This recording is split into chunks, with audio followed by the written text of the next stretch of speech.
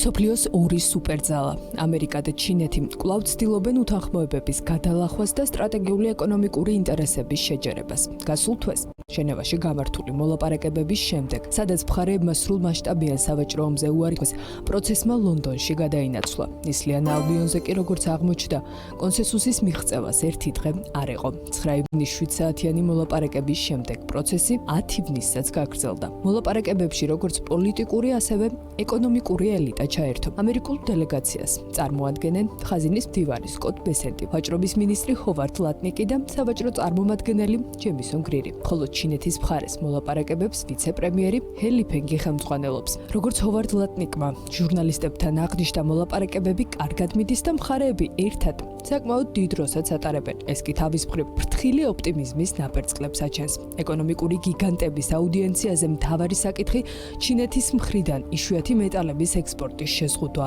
რაც გადამწყვეტია ისეთი დარგებისთვის, როგორიცაა ელექტრომობილების წარმოება, მიკროჩიპები, ავიაცია და თავდაცვა. სახალხო რესპუბლიკამ დაახლოებით 2 თვის წინ მნიშვნელოვანი მინერალების ექსპორტი შეაჩერა, რამაც გლობალური მიწოდების ჯაჭვები თავდაყირა დააყენა. ამერიკა ამ ნაბიჯს პოლიტიკურად მოტივირებულ ეწოლად მიიჩნევს, რომელიც, როგორც ქვეყნის ოფიციალური წარმომადგენლები განმარტავენ, მნიშვნელოვან საფრთხეს უქმნის დასავლური ინდუსტრიების განვითარებას. სიტუაციის დეესკალაციისთვის თეთრი სახლის ეკონომიკურმა მრჩეველმა კევინ ჰასეტმა ხაზგასმით აღნიშნა, რომ ამერიკა მზად არის გარკვეულ ტექნოლოგიებზე დაწესებული ექსპორტის შეზღუდვები მოხსნას, თუმცა მისივე განმარტებით ეს მხოლოდ იმ შემთხვევაში მოხდება, თუ ჩინეთი მიწოდებას აღადგენს. ამავე დროს მან სასტიკად გამორიცხა, რომ ეს შეღავათები შეეხოს ისეთი მაღალი დონის ტექნოლოგიებს, როგორიცაა NVIDIA-ს მოწინავე AI ჩიპები, რომლებიც შესაძლოა სამხედრო მიზნებისთვის იქნას გამოყენებული. ვაშინგტონის მსგავსად, რამდენად მნიშვნელოვანია ეს მოლაპარაკებები პეკინისთვის, სტატისტიკა მარტივად მოწმობს.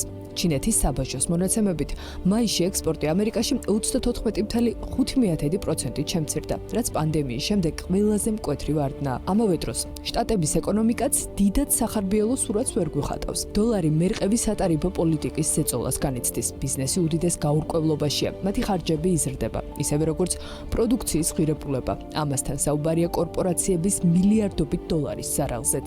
არც იმის თქმა უნდა დაგვავიწყდეს, რომ შეხვედრებს წინ უძღოდა ტრამპისა და სი ძინპინის სატელეფონო საუბარი.